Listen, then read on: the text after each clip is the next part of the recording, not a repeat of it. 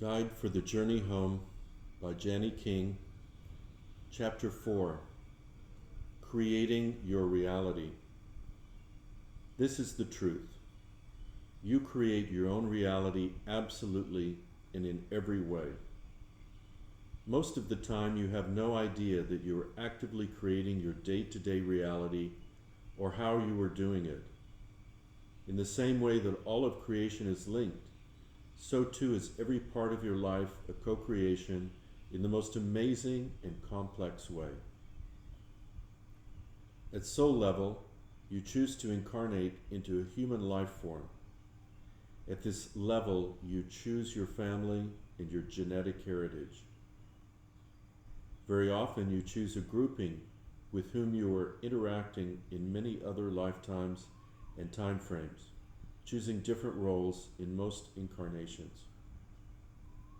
You choose your time and place of birth, your gender, your race, your nationality, your socioeconomic situation, and the broad spectrum game plan of your life. This game plan is loosely the matrix or structure within which you will make your life choices day by day. With the matrix, you choose probable realities. It may be that you set up a probable reality that one or both parents die when you are still very young, or perhaps they may divorce. It may be that you birth yourself with a passion for music or painting or mathematics. It is interesting to note that where there is this talent or passion, it may manifest in many lifetimes to a greater or lesser degree. Also, that groups of entities sharing the same interests may come together just for the fun of sharing the interest or passion.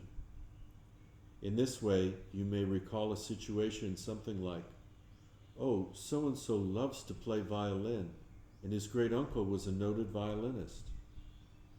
We have heard many of you ask, if it is true that we create our own reality, why would any of us choose to be born into a family where we are abused, or where we would starve to death, or be born into a time and place of war? It may seem to you very callous if we say, simply for the experience of it. However, contemplate this.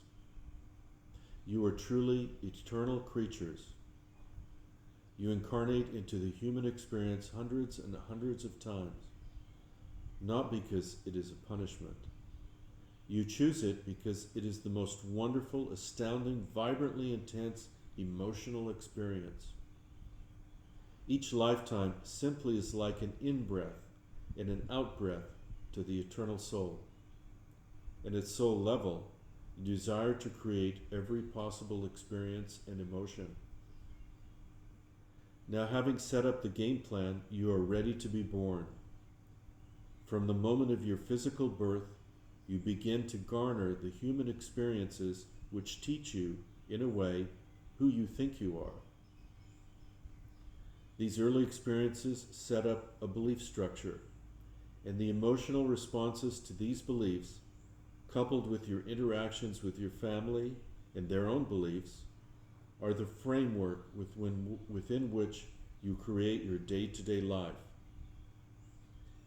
By the time you are around 6 years of age, those beliefs and the emotional response to them are more or less cast in stone until such time as you choose consciously to change them.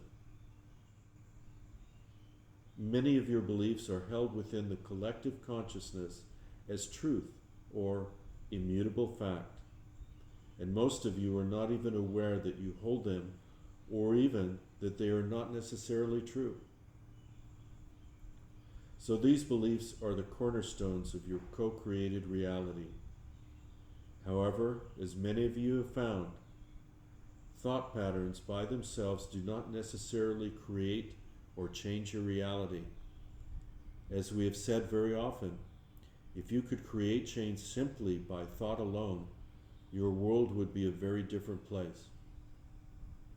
So what is the power that creates your reality? Emotion. Energy in motion. which is the reason you keep incarnating. It behooves you to really understand that the universe supports you 100% of the time. It supports you without judgment. It allows you to create whatever and however you may. This being the case, we suggest you quickly learn how you may consciously create your life so that you may create more peace, harmony, love, and joy. And create it not only in your own life, but because you are all connected in the entire world.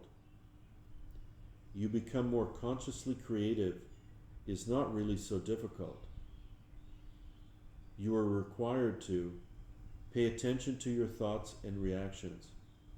Where either may be negative, you need to deal with the fear underlying those thoughts.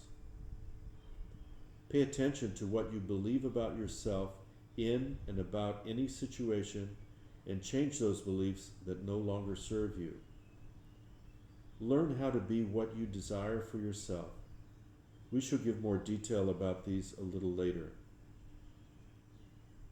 Love and fear are at the opposite ends of the emotional spectrum.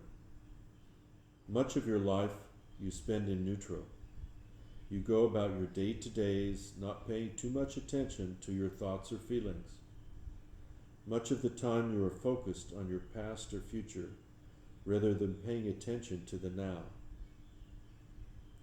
Your emotions are the power and the driving force of your creative life. The more intense the emotion, the greater the creative drive. The most powerful emotions are love and fear.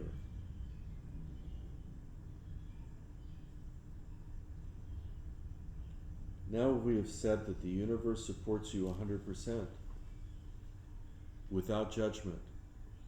So if the underlying emotion driving your choices and decisions is fear, then the universe will support that.